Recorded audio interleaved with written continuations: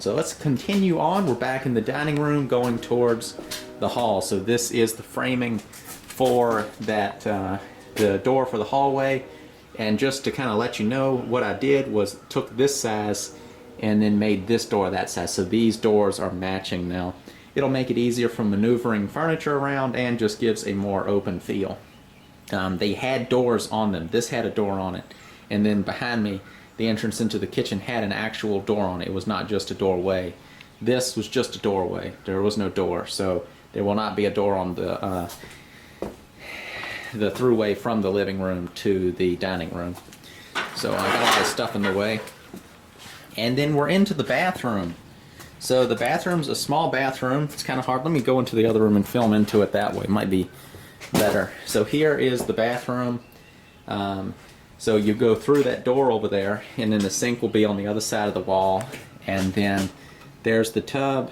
This right here is a wall. This is the closet for the room I'm standing in. So that will go across and then wrap into the tub. And then behind the door is where the toilet's going to be. And then, let's see. Right here is going to be the linen closet, and that is sort of where the bathroom items will be kept.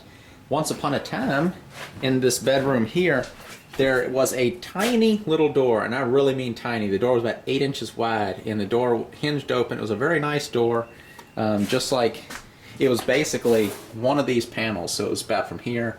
It was narrower than this. I still have it. It's in the basement, but it was just one skinny door, and that was the closet for this room. And the closet was just this super skinny, narrow thing. So I pulled the framing out that made up that closet, which is basically this exact thing I did. I just tore it down and then duplicated it with my new 2x4s. Put the flooring into the closet because I had to rip the old stuff up in my work I was doing. And then, so on that inside of that bedroom, that will now be closed off. And then I opened this up into a linen closet that will be accessed by 2 bifold doors. You see them leaning right there from the hallway, so there'll be shelves in there, a space for whatever else you want to put down on the bottom. So the reason I'm saying that is just to make you understand what's going on in the bathroom. So this will be drywalled off. Toilet gets tucked right up in that little corner there. And then we've got the tub. And the tub is brand new. I've got it covered up with a moving blanket right now to keep it from getting scratched up. And yeah. And then as far as this wall goes, this is all covered up with hardy backer right now. Same thing, it's just concrete board, basically just a different type. And I have this window, and I made this window and I didn't do a video on it. It's one of the first things I did when I got the house. It's these what do you call them, architectural glass block, and this is sort of a ripply one, so it's really good. It breaks things up to where you can't see what somebody's working with in the shower from the outside. That was real fun, and that was basically, I just took the old window out, which the old window was this style window, so I just took that out. I had to add a 2x4 to each side to make the spacing work out. Other than that, it just happened to be the right size to where I didn't have to do any framing, which is nice because it meant I didn't have to change my siding on the outside of the house. So I'll just have to trim the outside of the house to where water drains properly, and so it was very little work other than actually laying the block, which was a little trickier than I thought it would be at first, but as soon as I got the first 3 blocks laid, I caught on and put the rest of them up pretty quick. And it's extremely solid. It's all tied in with stainless steel straps, and there's pieces that are running in between things and reinforcing it. So it's not just like some loose glass block. It's all mortared together. It's very strong. There's different ways of going about it, but I did the mortaring method. There's also these plastic channels that can go between things, and it can all sort of basically be silicone together, which is probably fine. I mean, most of the time you're not tackling the window, you're just standing beside it. So, but I just went with this method. I wanted to try it, and it seemed traditional in its method, so I figured it was pretty fail-proof. So I just went with that. There's a lot of work that's been done. This is 7 months worth of work I'm talking about right now. This whole floor, that's something I didn't talk about. This whole floor was replaced in here. I ripped up all the old flooring because it was rotted because all around the toilet and the bathtub. Very common thing to have happen in a house. And the floor was even a little soft under the sink just from leakiness that was not repaired. So all this was ripped up. Framing was replaced underneath. I put Advantech subflooring down. It's basically OSB with, I guess it's glued together with something. It's kind of a waxy feeling wood. It's supposed to be some top-notch subflooring stuff. And it's about 3/4 inch thick. And all the framing underneath here is doubled up also. Since I was putting down a tile floor, I wanted a rock solid floor to where it wasn't moving, shaking, which could cause tiles to come loose or crack or any kind of issues. And it's easy just to double things up while you're at it, and it's such a small bathroom it didn't really cost too much more. And then for the floor, this is a concrete board with Hardy Backer, same thing, just a slightly different version and brand. Bought it at Home Depot, but I think all the stores sell some brand of it. And you can see this framing here, and this is boxing in the closet for this bedroom right there, and it also is the wall that the shower's on. I reframed this because I had to get the old tub out and the new tub in, and then also the old tub was only a bathtub. It did not have a shower in it. So they were able to, I'm forgetting how they had it rigged up now, but basically you see these 2x4s are turned this way. The old wall, they were turned this way, so the wall from the bathroom to the closet was only 1.5 inch framing, and then the plaster applied to that. Because all they had to do is just get that stub to come up and then face out the wall. Since I needed to add the new valve in and frame in for the shower up top, I had to just frame it all in. And in general, I didn't really change any of the dimensions. It's still the same size, except for the framing is done as you see it now versus turned sideways. What else is there to mention? Installing the bathtub, pretty simple. As long as your floor is level, it sits in there. As long as your corner is square, it fits right in. As far as actually attaching it into place, right under that back lip, there's a 2x4 mounted all the way across that is resting on, plus the bottom is sitting on the floor. There's a piece of styrofoam that goes up underneath of it that's glued to the bottom of the tub. Takes out, I think, probably some noise from dropping stuff, and it rests on the floor. And to actually attach it, it's attached to the framing with screws and then these fender washers here, and that's what bites it in. Got a little screw in the corner, couldn't put a washer, but it's just kind of tucked in there. Another washer there. And then this floor is going to get tiled, so the tile will go right up to the edge, and then all around in here, the surround will be tiled in. Also, ceiling. This is a lot of details, but it'll be good. It's got the purple board, which is just like the green board. It's like the green board's replacement, so it's a mold and mildew. It's basically drywall for bathrooms. And then you can see there's the exhaust fan, and it's an exhaust fan light combo, and it's wired separately, so I can turn the fan on and the light on separately, or you can have these wired to where when you flick the light on, the fan automatically always comes on.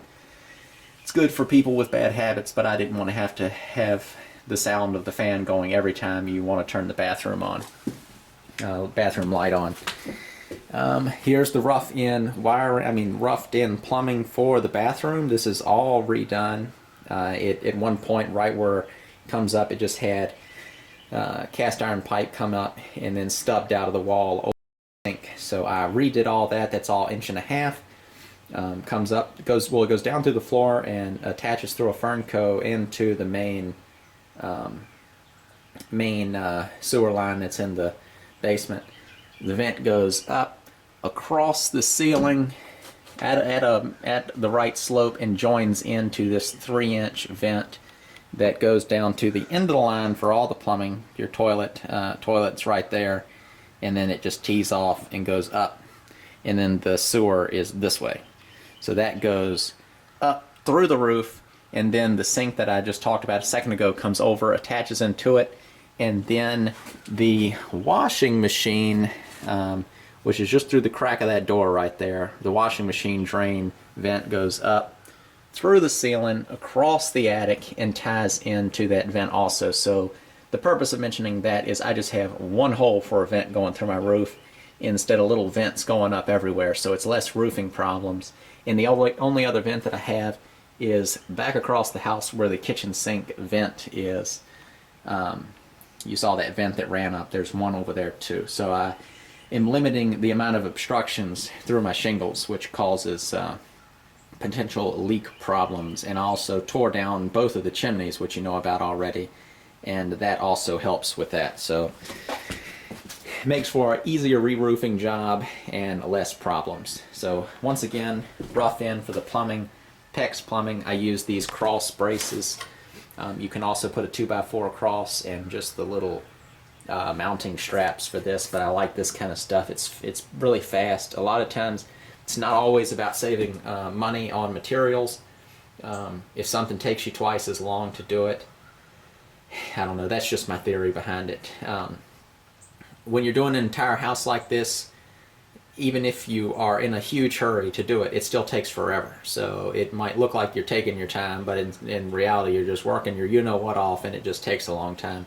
So with things like that, the convenience of it, the adjustability of it, I like it a lot. That's why I like using PEX. PEX is not the cheapest stuff in the world. Once you buy all the fittings for it, they really do start to add up. I happen to already own all the tools from doing this kind of work in the past, so I didn't have to absorb that cost, but the cost of all the fittings and the little clamps and all that is more expensive than if you use, say, CPVC. It's not as expensive as copper, of course, but the ease of using PEX, that's where it kind of comes into play with what I was saying. The ease of using PEX is so easy. You come up to the hole wherever the hole is, and then just bend the pipe over into place. Now you can make that bend with CPVC, but you know, the PEX, you can, for example, right here, where that PEX comes up through the floor, I've got it jammed up through a hole and then bent an angle into the back vertical part of that, and then was able to come out right here to stub out for the toilet. And trying to do what I did right here would be very tricky. And there's several other places in the house where I really had to fit it in. So it's really good for this sort of remodeling and renovation type work. And it's also really good for freeze proof. And PEX is what replaced Quest Pipe, which had a lot of problems. And I know from experience that the PEX is extremely good at handling freezing. I've not in this house, but another house, I've had it freeze repeatedly again and again and again, and nothing happened, whereas other forms of pipe have split, and that's why I replaced it in that house.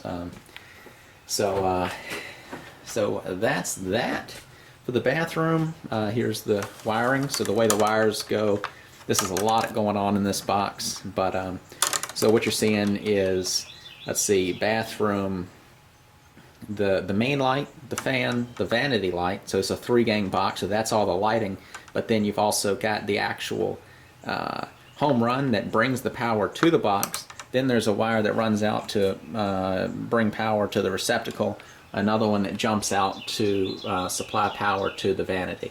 So the bathroom is all on one circuit, and then each bedroom is on its own circuit.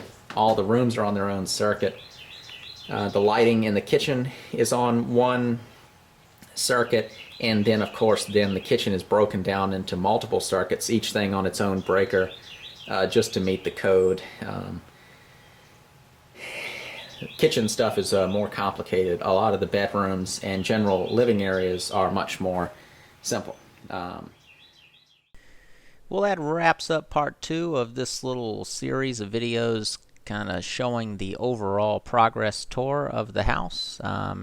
Hope you enjoyed it. I got some good responses on the first part of this video, part 1, and this is part 2. So parts 3, 4, and however many it takes to show the full tour will be up soon, so be sure to be on the lookout for them. And for those of you who are not already subscribed, you can click the red button on the screen now, and then you'll get updates when I post future videos. Makes it nice and easy for you. And then, of course, I have my other 2 channels. One's called Square Inch, and the other one's called The Homestead Craftsman. If you just can't get enough of my videos, you can go over there and watch some of those. Got quite a few of them, far more than I have on this channel so far. And if any of you have any specific questions, go ahead and write them in the comments below, and I'll try to answer them. And if you would like me to perhaps go back and do another video on anything in particular that you've seen so far, you can let me know that also in the comments. So, once again, click the red subscribe button if you're not already subscribed, and you'll get updates when I post future videos. Thanks for watching.